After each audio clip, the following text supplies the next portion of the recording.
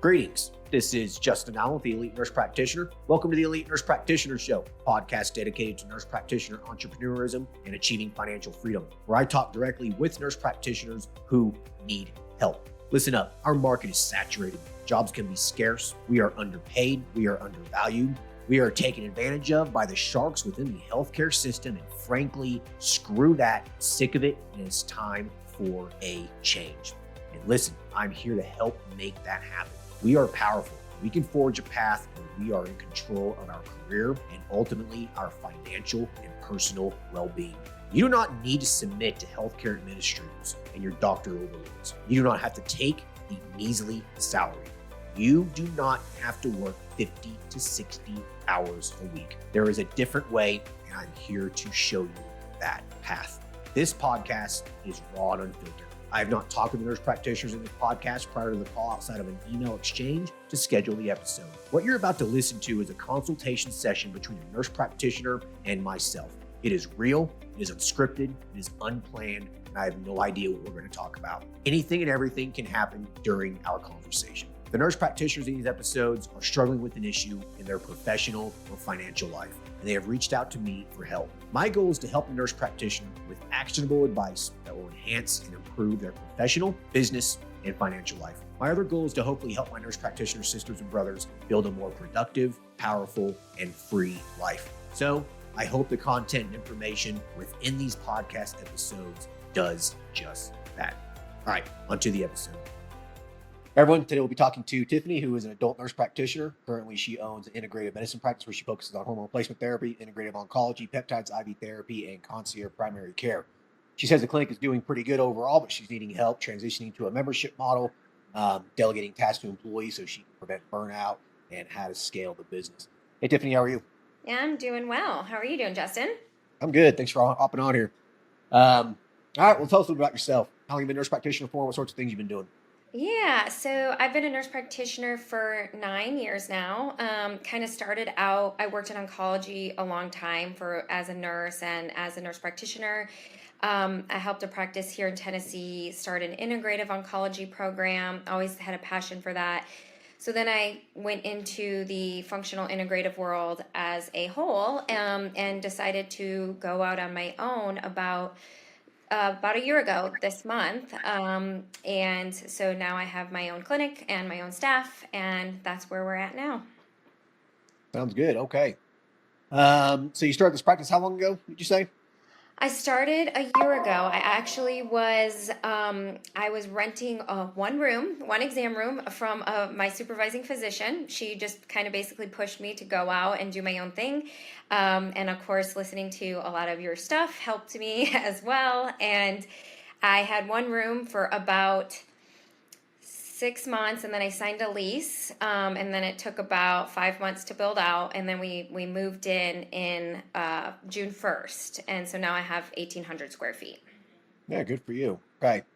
Well, how's the practice doing overall?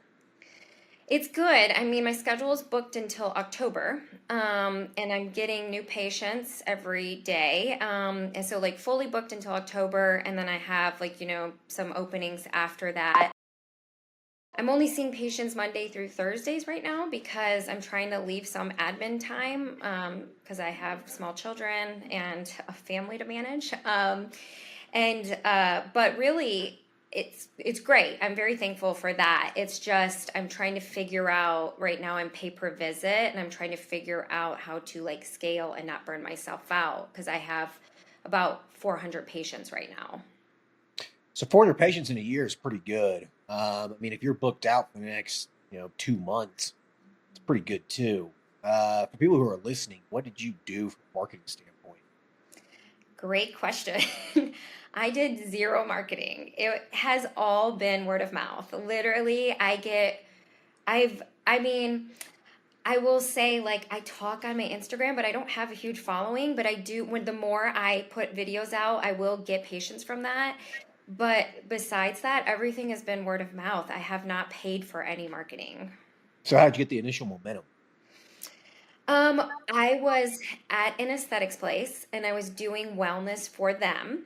and they had done some marketing about me. And so I had pulled some people in because they didn't offer any wellness services and I didn't do any aesthetics.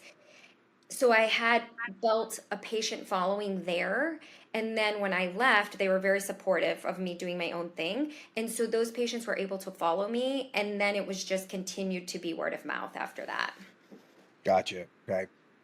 From a lot of people that I talk to, it seems like the clinics who do the best just tends to be more of a word of mouth. It's just like the issue is just getting those initial 20, 30, 40, 50 patients, and then after that, word of mouth just kind of starts as long as you're providing good care, charging reasonably, providing good customer service and stuff. If you do those things, the word of mouth just starts, like it's really not rocket science. It's just getting those initial 20 or 30 patients. It's the hard part for a lot of people. So, yeah. I mean, it looks like you kind of were in a very blessed situation, so to speak. Yeah, yeah. That is a concern of mine too, actually, that kind of falls into it because I a lot of people call and they want to see me, right? Like I'm the one provider here, and that's part. So I have providers that want to work for me, and I would like to add someone on because so that way it's just not me all the time. But I'm concerned because people request me, and not that I couldn't train someone, and I'm just not sure how to approach that. Yeah, that's a problem. I mean, it's more of a problem in your head. Like, Okay. like it's not a real problem. It's mostly just a problem in your head. I mean, I think every single person who has their own practice has this problem in their head. Okay, every single one. I'm guilty too. I was worried about the exact same thing. Like, everyone is seeing me. All the new patients, word of mouth, want to see me. So if I bring in another NP in here, how do I do that? How do I justify these other patients seeing someone else? And so I wouldn't worry too much about that because as long as they're trained under your protocols and whatnot, it should be the same level of care. I mean, in theory, right? Right. But you just don't give patients a choice, so to speak. Like, you basically give them two options. Option number one is, yeah, if you want to see me, I can see you in 2 months. Or you Yeah. can see Jennifer right here next week. Yeah, true. A lot of people will just say, okay, well, I'll just go ahead and see Jennifer or whoever. You know what I mean? Yeah. So you kind of that's kind of how you do it. And then once the patient starts seeing the other provider, they become attached to them. And then it's not really an issue. And then they'll start, building a word of mouth, and they'll start building out their patient census. And it doesn't really matter. Patients who are starting to call, they'll have the choice. Who do you want to see? Do you want to see Tiffany or this other person? Oh, well, my friend sees Tiffany. I'd like to see Tiffany. My friend sees this other person. So it's really not a huge deal. Mm-hmm. It's just a little bit of a leap of faith. So there will be people who will call who will want to see you and nobody else. Like, that is just a fact. It is what it is. But you just tell them, okay, well, I'm booked out till October. You can see this other person. I've trained them. They're doing the exact same thing I'm doing. You can see them next week. Oftentimes, patients who want to get started, they're not going to care. Yeah, So, yeah. that's true. I have a provider right now who actually shadows me 1 day a week for free because she wants to work for me, and I've known her for a couple years, and I would love to add her. I was just trying to figure out the logistics of that, and the good thing is she actually knows how to do things that I don't currently offer, like PRP and these services I don't offer. So potentially we could funnel that as well. Well, 100%. And you can send some of your patients to her. Right. I think a PRP injection knee or whatever would be a good idea. Go see this other person. Yeah, so that's basically just how you do that. So don't worry too much about it. I mean, one way you can start it too is that if you have some established patients who are dialed in, who you really don't need to do much with, like especially like some of the HRT patients, Mm-hmm. like if they're dialed in, especially like a man, okay, only see every 3 to 6 months, nothing ever changed, blood work always stable. You can send those follow-ups to the other person. You know what I mean? and you just tell them, well, sorry, Tiffany's booked out right now. We need to get you on your follow-up. We can schedule you with this other person. Usually they're going to be like, okay. Like, Yeah. yeah, there's not going to be a whole lot of, there just shouldn't be a whole lot of friction. So I wouldn't worry about it. So yeah, so just go ahead and do it. Just get her on board and just have her work 1 day a week. Just like that's it. Just very, very PRN, 1099 contractor, make your own schedule. If you want to see patients for 2 hours on Wednesdays and 5 hours on Fridays, whatever. We'll work around your schedule. We'll schedule patients around your schedule and just do that. And then once she starts growing, once your patient starts growing, etc., it's gravy after that. It's really not a big deal. It's just that initial 3 months that can be a little bit challenging. So, Okay. any That's what I questions was there? thinking. I was thinking like a 1099, you can start 1 day a week and it'll, that way I don't have to cover a full salary because that's a little anxiety provoking. And so, and then that way she can slowly build. And she's actually fine with that. Like I kind of mentioned that. So I think that that could work out. Yeah, that's what I would do. Yeah, just pay her straight production. Just whatever makes sense. Yeah. Um, you know, but before you determine how much you're going to pay her, we need to figure out how you're going to price your new membership model, right? So, any other questions about delegating tasks to another NP? No. Okay. What about, let's talk about your membership model here in a minute, but what about other staff? What's your staffing look like right now? Yeah, so I have an admin who is up front that does all the scheduling and booking, and then I have a medical assistant who she'll like start my IVs, and then she does a lot of my patient follow-ups, meaning like she'll just get the IV started for me so I can hang the solutions, but um, she answers a lot of the patients back in the portal because I get a decent amount of messages. And then I have an RN who's just here 1 to 2 days a week, and she does the IV therapies and patient follow up also. Yeah. Are there any challenges with any of your staffing right now, or do you feel like you have it pretty buttoned up? No, actually, it's definitely gotten a lot better, and I do think I'm learning to delegate better because I'm learning like, oh, I can actually hand this off. Like I don't have to have control of everything, and Quest has provided us a full-time lab tech, so like that's something I don't have to pay. They're providing for me and they're doing all my blood work for me. So that's been nice too. That just started 2 weeks ago. Nice. Yeah. A lot of labs do that. We never really ever talk about that in the podcast, but a lot of labs will actually give you a lab tech if you can actually justify it. Like if you're doing a lot of labs, you have a lot of volume, they'll like to them, it's worth it to send someone to you. Like we actually had that at one time with one lab at my men's health clinic before we went over to Access Medical Labs. We were using local lab for a while, and we actually had a lab technician come in like 3 days a week, and she would be there for like the full day, and that's when we do all of our blood work those 3 days only.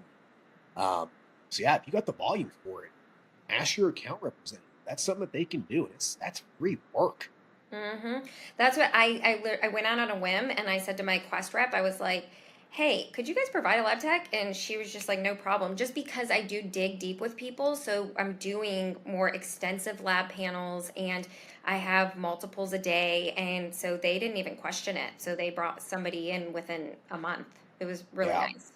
yeah. I mean, if you're billing tens of thousands of dollars worth of Yeah, lab, they're going to do whatever they can to keep So, right. then they pay that person $15 an hour. It's nothing, really.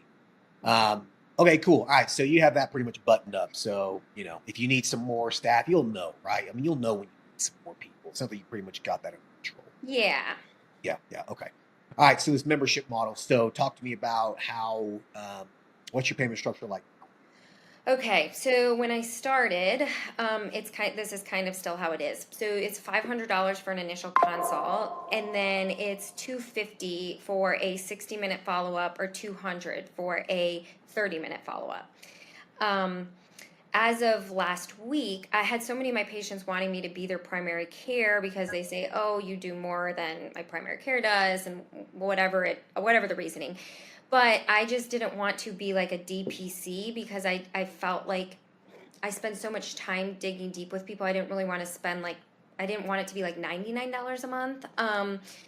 So I did launch last week a concierge membership that does include like one IV a month. It includes like that comprehensive management, like 24/7 access, like on the weekends. I'm gonna leave it to a limited amount, but it's 500 a month. I have two signed up. We haven't really marketed that yet. And then it's just been the ones that have come in. And then I have a 250 a month, which offers less, but you still get the primary care component. They just don't get the additives. Like the 500, they get a nutrition consult and some other things. The 250 is still primary care and hormone management, but they don't get like the nutritional consult and things like that. And how's it going? Well, I don't have anybody on that one. So, and we're trying to talk to people about it, but everybody's been paid per visit, and so I think I'm going to have a hard time transitioning my current patients over to membership. Yeah. Once people start getting used to something, it's kind of hard to train an old dog. Well, how often do you see patients typically? You see them one time for $500, and then follow-ups are, on an average. How often do you see people? Yeah, so initially I'll see them for that initial consult. We'll get a bunch of labs, and then I see them 2 weeks later to go over that lab work. And then based on that, depending on if they're really struggling with like a complex type of illness of some sort, then I'll see them probably every 6 weeks. But then if they're pretty stable, I would say I see them every 2 to 3 months. So you could go about this a couple ways. You could charge an initial stabilization fee or something where, hey, listen, it usually takes me 2 or 3 months to get everything worked out. And, you do the math on how many visits that is, how much money it ends up costing. It sounds like it'd probably be something around $1,000 for after a couple months, give or take. Yeah. Right. So I think what I would do is I think I would maybe just test this and see how it goes, maybe with the patient first. You could say something like it's $500 a month for the first 2 or 3 months. And that's going to basically include us seeing you as frequently as we possibly need to. That just sounds good, right? Right. It's only going to be every 4 to 6 weeks or whatever. Right. But that's kind of what you say. We will see you as frequently as we need to see you to get you to where, you're at now to where I want you to be. And that will take 2 to 3 months, right? After those 2 or 3 months, it's going to drop down to, if you see patients that are stable every 2 or 3 months at $250 a pop, you just divide it. So basically, I would call it $120 a month or $130 a month or whatever that is, and be like, that's our monthly membership fee to be within our integrative, our practice. That includes the follow-up visits.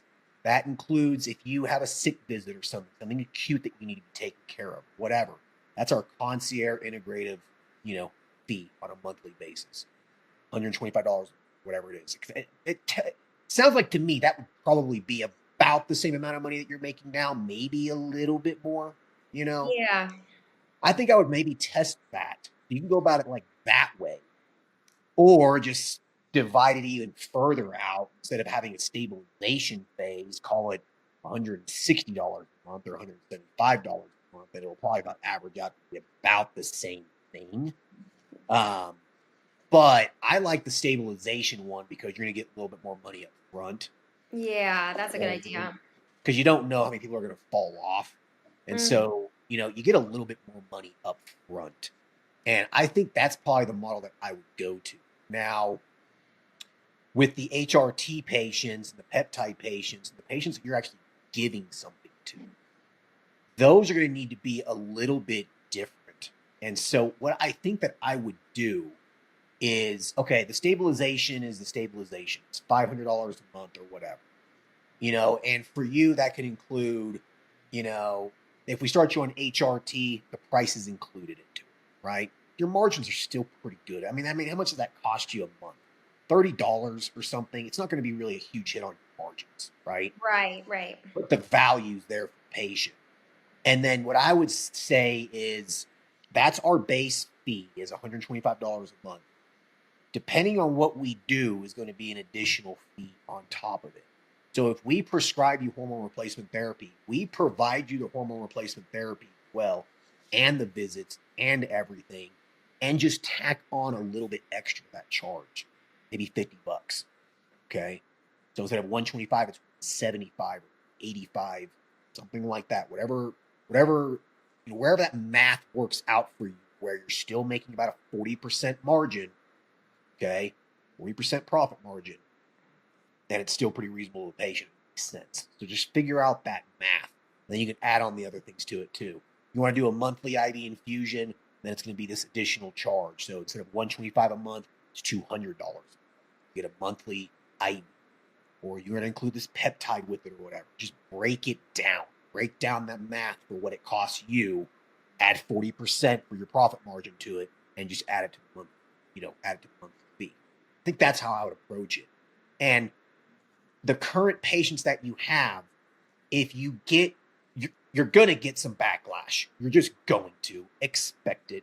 Okay, like I don't want you to be surprised. Okay, so just go into it with realistic expectations. Just like dating someone, you know what I mean? Go into it with realistic expectations. Like realize that shit's gonna happen. So just go into it really. So just do that, and then realize that some people are not going to budge. That's fine. They're grandfathered in. It's not worth the headache. It's not worth potentially losing a patient over. It's just not worth it. Right. I would say, maybe 20, 25% will end up just being a real pain in the ass for you, just not want to budge. But the other ones, when you break down the math to them, for them, and show them that it's practically the same amount of money, guys, it's just broken out, you shouldn't really get backlash from it when you can actually run the numbers and show them that it's pretty much the same thing. Or if it's a little extra, show them the extra value that they get. So maybe that value could be, we're charging you $200, $250 every visit now. And instead, if you're paying us $125 a month, you're still going to get the same follow-up every 2 or 3 months.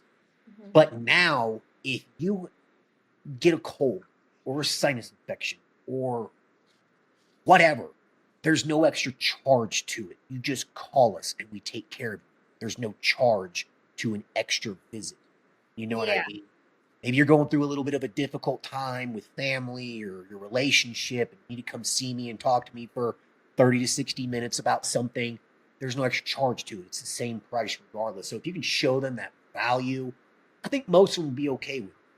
Yeah. Okay. And then as far as would you offer, if they're on membership, would you offer a discounted rate on peptides, or would you still mark up still upcharge the peptides as well?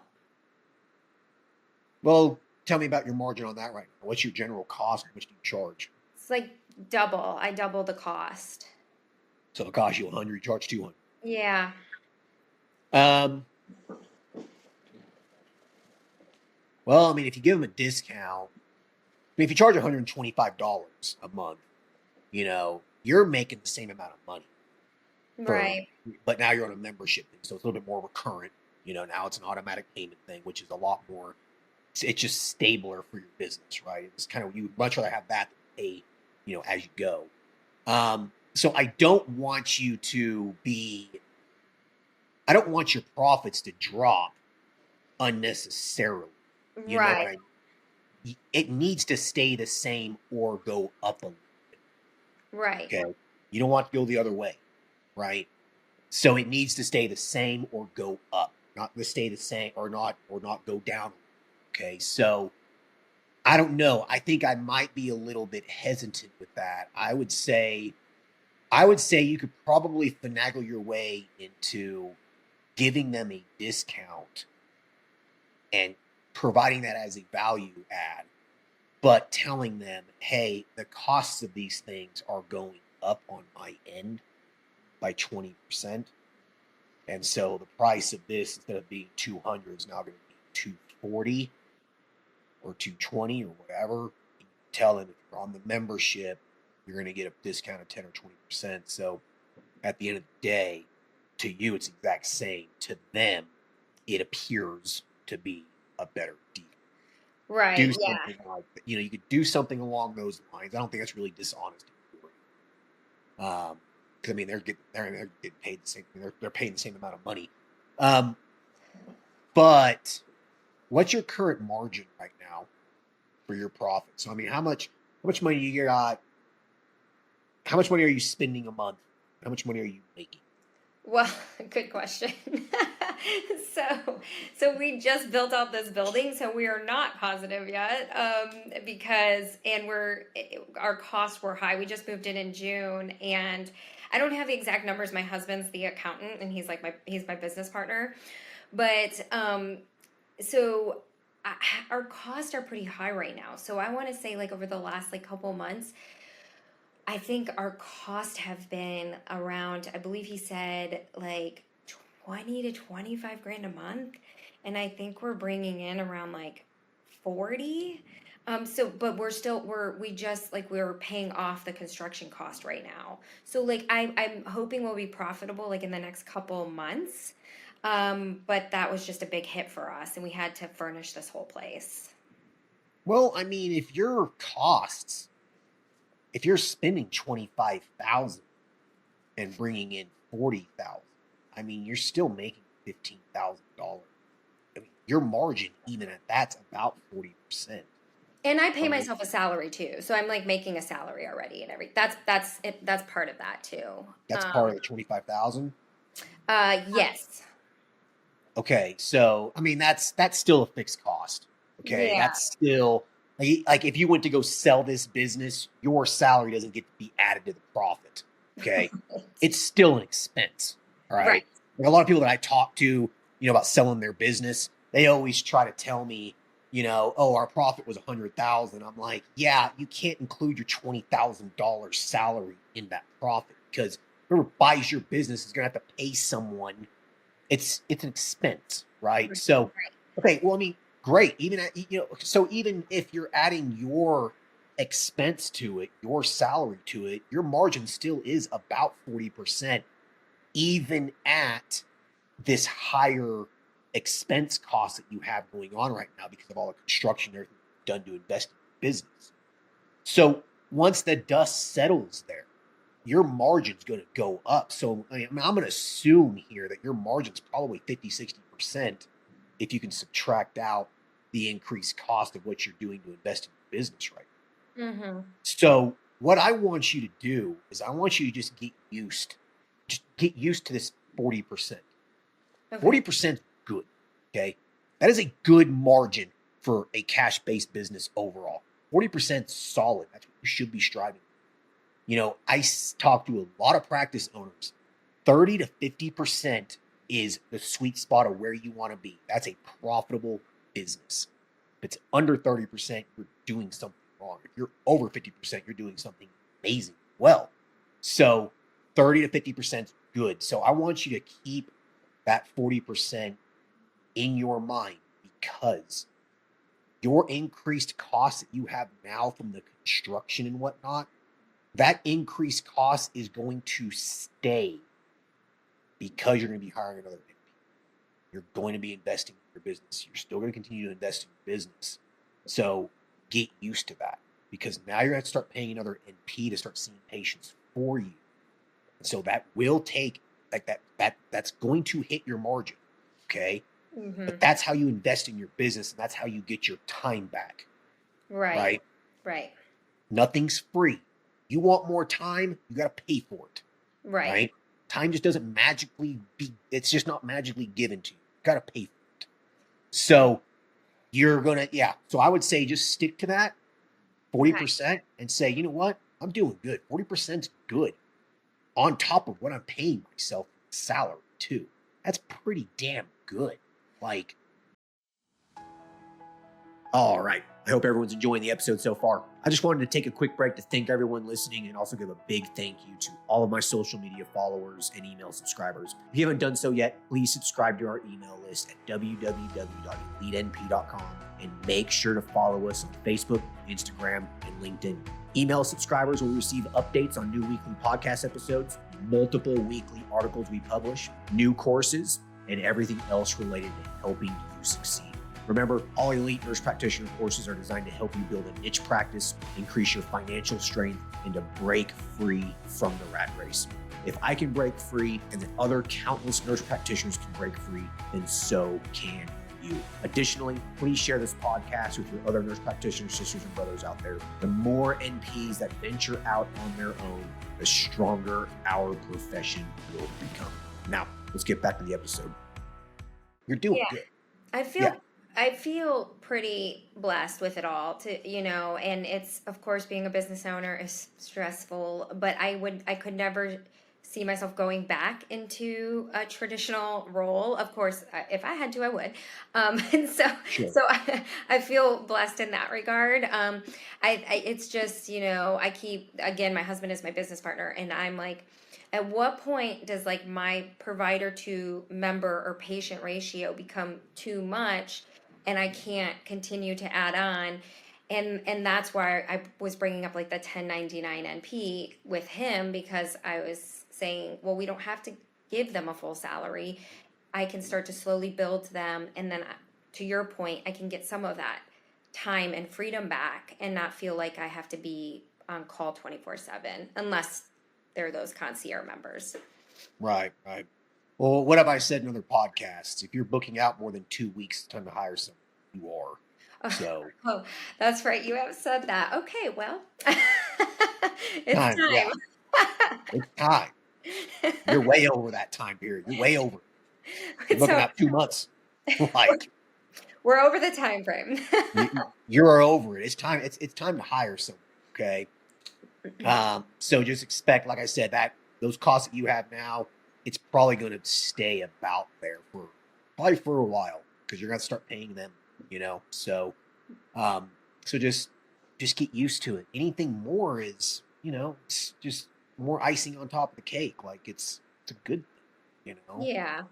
And I think that whatever you guys start getting comfortable with from a, living standpoint, if you guys are comfortable with 40, that 40%, and let's say 1 month it's 50 or 60%, well, you can take a look at that money, that extra money that you have, and say, do we want to take that out as an owner's draw and maybe use that to, maybe pay off our mortgage? Maybe we should throw that towards our mortgage. We should throw that towards some other debt that we have or something.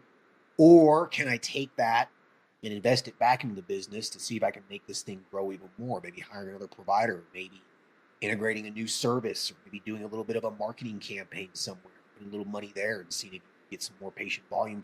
So I would say just get used to the 40%, get used to your salary, and just start using that. Do you guys live off of your salary? How does your personal financial situation look like? No.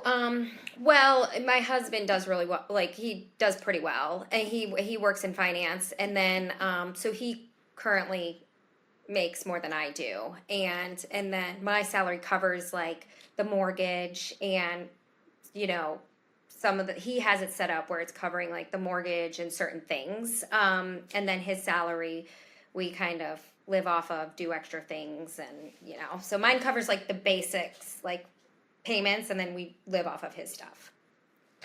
So I mean, he's a finance guy, so what I'm telling you here is not going to be anything. He probably knows more than I do. So, but like that 40%, that 40% that you're making, I would just be throwing that at your mortgage or something. I would just be paying off shit. Just Yeah. But I would take advantage of it. I mean, that's the ideal situation. Yeah. Yeah. After though, you're comfortable with your business where it's at. You know what I mean? I would keep investing in your business. It's stupid not to. Yeah. Yeah. Okay, so let's see here. What else we're going to talk about here? So we're going to do the payment model. Are you cool with all that?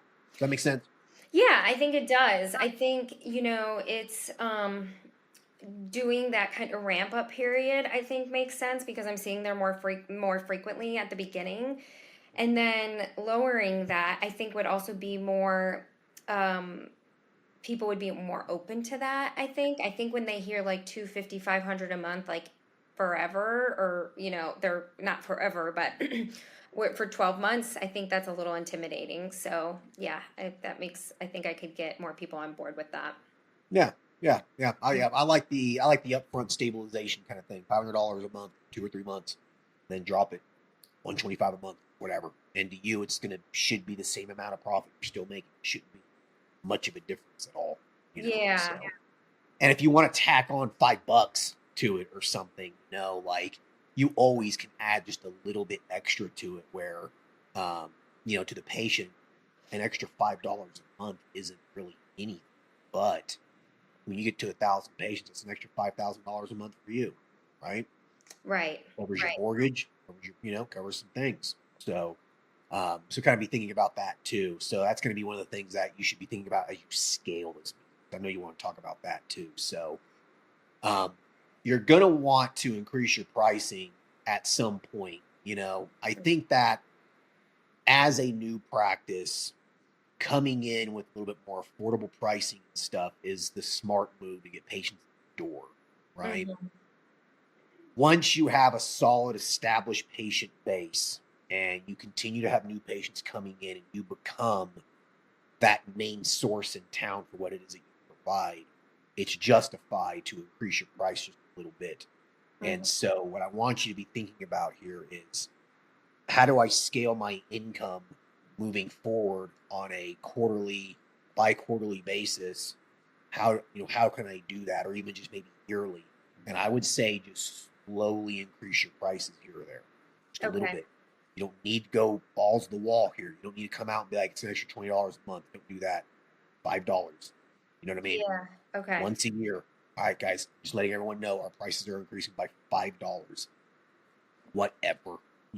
Most patients aren't going to get high. It's a Starbucks coffee. It's nothing, right? So Right. $5. So you do that though. You slowly do that. That it adds up over time, and make sure you're keeping an eye on your costs from the pharmacy as well. If they're increasing prices, you have to pass them on. You just Right. do, right? So you keep an eye on that stuff. You got to maintain that margin 40% at all times. That is your goal. Maintain that at all times. It should never go below that. Okay. Right. Go above that, by increasing pricing, there's additional services and stuff.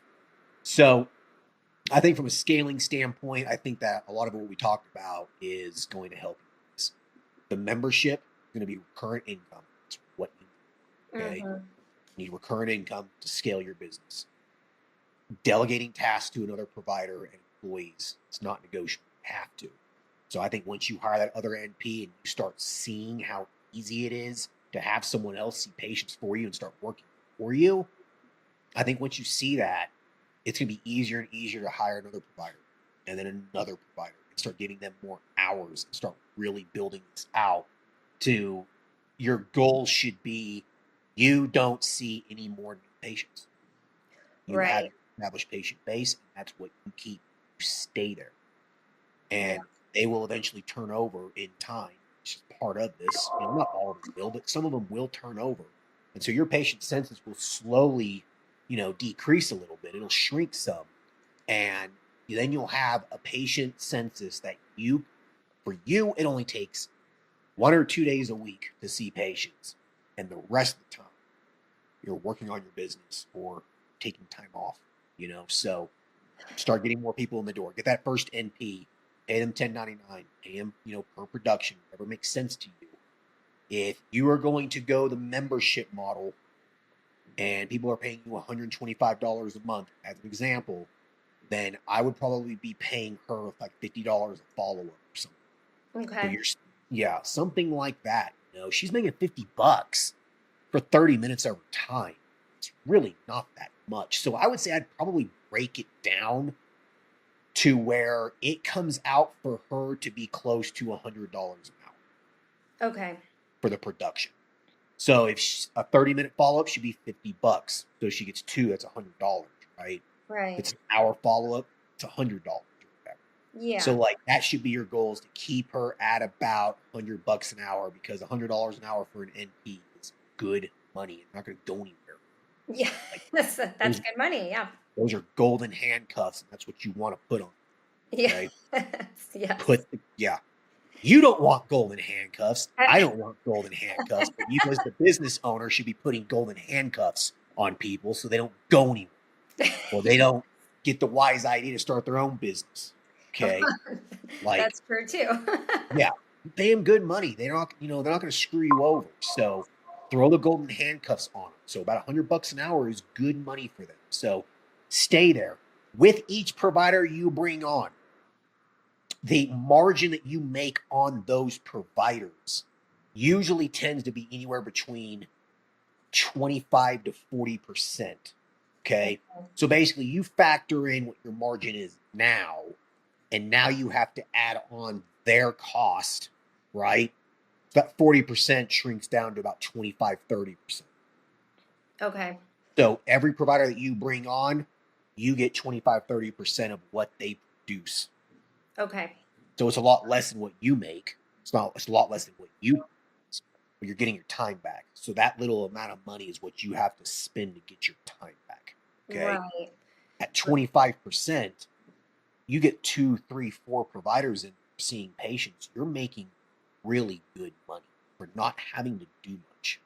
Right. And especially if I can get someone like her in here that offers things that I don't, like has the experience with the PRP joint injections and things like that, where I obviously have to spend a little money up front on things things we need for her to be able to do that, but that can also bring in more money long term. 100%, absolutely. Make it worth her while. Yeah. Make it worth her risk. Make it worth her while. Um, the malpractice component of it, you should cover that. Yeah. Okay. Mhm. So, I've always found group policies to be more expensive up to a point. If you have a really large practice with like 10 providers, it's probably going to be cheaper to get a group policy. But if you only have just a handful of people, it's usually just cheaper to just pay for their yearly malpractice policy, and it names your business as the endorsement. Okay. Okay. So cover that, and then same thing as like a medical director, obviously because they're working for you, you cover that fee as well if they're 1099. Correct. Yeah. Okay. Yeah, you should. Unless they already have a policy that they're covered for. I mean, I would just ask them. Right. If they have one, then obviously don't offer it, but yeah. A lot of NPs will have third-party malpractice policies. A lot of them will, like through CM&F Group or whatever. If Mm-hmm. they have one, just tell them, okay, great. So for this year, we'll just use your malpractice policy that you already have. Because I'm going to buy the exact same thing, but I'm just going to name my business. All you have to do is email them and tell them to put this LLC as an endorsement, and then when they do that, have them mail you the COI, the certificate of insurance, so you can verify that your LLC is named. Okay, Okay. and that's all you're going to do. So when you renew their policy, you would just basically just log into their login through CM&F Group or whatever, and you just pay for it, and just make sure that your LLC is still named as an endorsement. And that way, you're covered in the event something happens. Okay. Okay. Yeah. Ultimately, the provider gets sued. Ultimately, you know. Yeah. So, but you still want to name your LLC just in case. So, Right. Right. and then another scaling stuff too is, I mean, really, your biggest thing here, two things really. It's going to be, what additional services, products can you offer that's going to increase your bottom line, right? What additional Yeah. stuff that you can do to increase the lifetime value of every customer.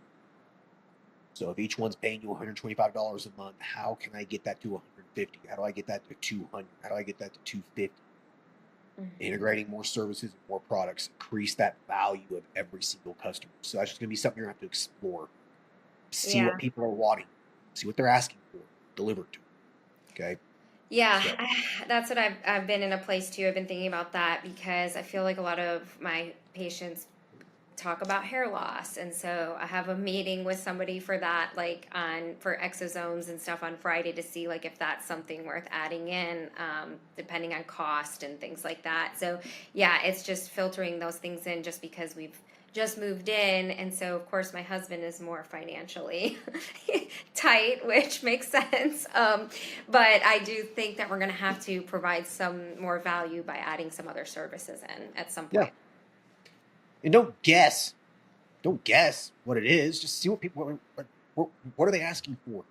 Yeah. Like, yeah, have them tell you have them tell you what you should Yeah. be doing, right? And then always be listening to them. Okay, this is a problem I keep hearing. Okay, how can I solve that problem? Okay, well, I can go ahead and start offering this service to do that.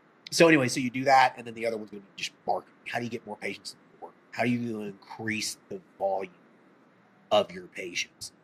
Obviously, word of mouth is something that it's like that's always going to stay. You continue to deliver good care and good customer service, word of mouth will always be there, right? Your Google business listing, get as many reviews as you possibly can on it. That's free. Give patients a little discount if they leave you a 5-star review, right? As many 5-star reviews as you possibly can on that Google business listing. But you're going to eventually going to need to throw a net out in the world.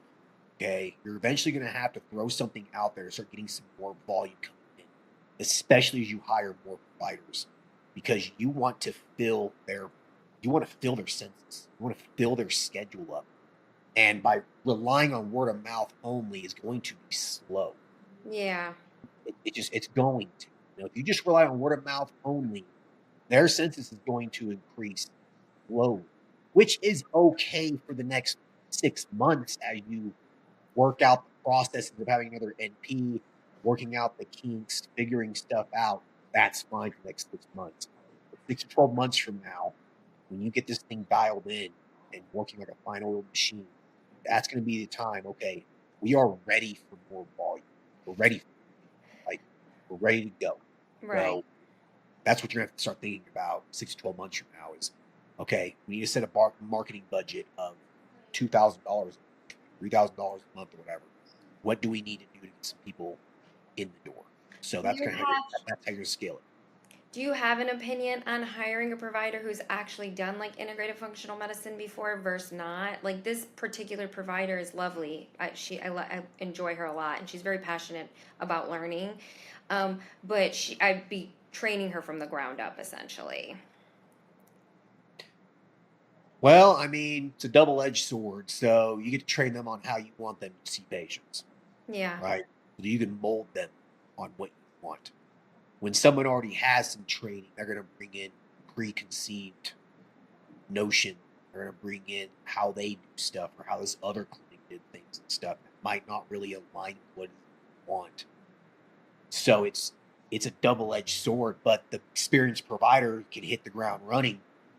The experienced provider can maybe teach you some stuff.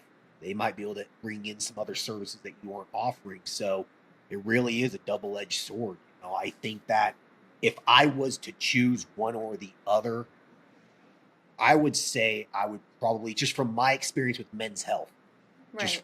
and which is very, very narrow niche, the providers that I have trained have always been the easier ones. The ones that have always had preconceived ways of treating patients have always been the biggest pain in my ass. Okay. They just always have been, and I always have to let them go. I can't. I'm sorry. No, that's not how we do stuff. Okay.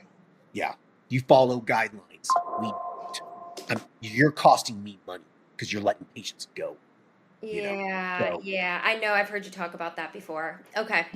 yeah. So you have to make sure that if they do have training, that they are aligned with what it is that you want. So if you start interviewing people who have the experience, really think about what you're going to ask them during the interview to ensure they're aligned. Yeah. So that'll be something you need to figure out. Right. Right. Like when I interview a provider, I'll cuss during the interview. And if I could see that they're like repelling back, I'm like, you're not going to work here. You Well, just don't. I listened to one of your podcasts on that, and I cuss a lot, and and I'm in the South, and so for some that can be offensive because I'm from Detroit, and so it's very different, and so I'm like, if you can't handle that, this is not going to be the place. And I've actually, after listening to your podcast, I did say that to this provider when she was shadowing me one day. I was like, I know you're from the South and you're sweet as can be. I said, but I swear a lot. And so if that is a problem for you, I don't know what to say. So, Exactly right. Like, I'm sorry, you're not going to work out here very well. You're just not going to. Like, I cuss, my MAs cuss, my patients cuss. This is what this is. This is a real place. This isn't church. right. So, yeah. So, like, you'll just have to test people during those, during the interview, essentially. I will always run a case study by them or something, see what they would do. Yeah. You Okay. know, yeah. Like, I remember one time I interviewed one, it was like, I said, a male comes in with these symptoms, hypogonadal symptoms, but his total testosterone is 350. What would you do? And she was like, well, we would do another testosterone level. Okay, that's not what we do. You're We would like, do another testosterone level. I'm like, okay, you're following urology guidelines or endocrinology guidelines. Congratulations. Good for you. And then if it was under 300, then, I would start them on 80 milligrams a week. Okay, wrong answer. Like, you're not going to work out here. I'm like, if they have symptoms and their total testosterone over 600, we treat them on the first visit. Oh, I couldn't do that. Then you're going to waste my time and waste my money. You can go work at primary care insurance. This is not, you know what I right. mean? Right. Yeah. So just go in there with that kind of mindset. Yeah. Yeah. Yeah. Yeah. Makes sense. All right. Any other questions? I don't think so. That was really helpful. I appreciate it. All right. You're welcome. I like to end the episode with you asking me a question. Personal question, curiosity for me. Oh gosh. Well, I guess a personal question is are you actually still seeing patients or are you just working on expanding and growing as much as you already have? Yeah, I see patients. You I don't do? know, maybe an hour a week. Okay. Yeah. Like I don't see patients very often. Okay. I think this Monday I had 3 patients scheduled for me. I knocked that out in 15 minutes. Uh, Week before was maybe like 6. Week before was maybe 6 or 7. Like I have my established patients that I see at my men's health clinic. I haven't seen a new patient in probably 2 years. I don't want to. The other providers. So yeah, my focuses are just on. Honestly, my focus really is just living life. I've worked. I've built a life in a way to where I have income coming in, to where I can just wake up and do whatever I want. yeah, which is the goal, right? That's At the least goal. that's my goal. Yeah, but listen, you're a baby. You're 1 year in, Hey, so I know I'm going to put the work in. yeah, you're a baby still. I wasn't able to do that till about 4 or 5 years in. Okay, so you'll get there. You'll get there. So Yeah. okay, cool. All right. Well, listen, I appreciate you hopping on here. This is a pretty good episode. So if you have any other questions, just let me know. If you ever want to do a follow up, let me know. Okay, thank you so much. I appreciate it. All right, you're welcome. Bye. Bye. All right, hope everyone enjoyed the episode with Tiffany. It was a pretty solid episode. She's doing very, very well. She got lucky. I mean, I feel like that a lot of people who don't have to advertise and just start a practice and have word of mouth begin, and they can get to 400 patients in a year. A lot of that's luck. Okay, that's really not the norm, but she was able to bring some patients with her. So just kind of keep that in mind. That word of mouth should start. It's just getting those first 30 to 50 patients in the door is really the difficult thing to do for a lot of people getting started. But realize that once you get those 50 people in the door, if you provide solid customer service, great patient care, and solid pricing, they will tell other people and the word of mouth will start. Okay. And always maintain that 40% profit margin. I know I've said that before. She's doing very, very well. Even with her increased costs right now, she's still at 40%. So stay at 40%. Everything else needs to be reinvested back into your business so it grows. I get asked that question a lot. How do I reinvest into my business? listen to this episode again. She's doing everything that she needs to do to reinvest in her business. She's hiring another provider. She built out a new space. She's investing in new services.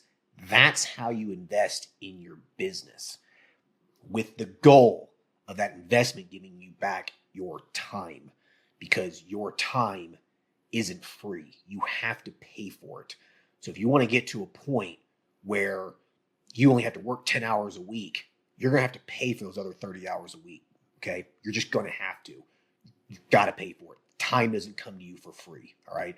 So keep that in mind as you invest in your business. What things can I do to get back my time? All right. Hope everyone enjoyed this episode. Talk to you later. Bye. Thank you for listening to the show. Quick legal disclaimer. The content of this podcast is meant for informational and entertainment purposes only and should not be used as legal, financial, medical, regulatory, or practice-specific advice. For information pertaining to your specific legal, financial, medical, or practice-specific needs, please be sure to consult with your lawyer, CPA, medical director, and or your state's practice laws and the most up-to-date clinical guidelines. As always, do your due diligence when it comes to any information found online and in podcasts. The content in this podcast is copyrighted by Galaxy Medical Southwest 2023 and cannot be duplicated, rebroadcasted, or reproduced without our written permission.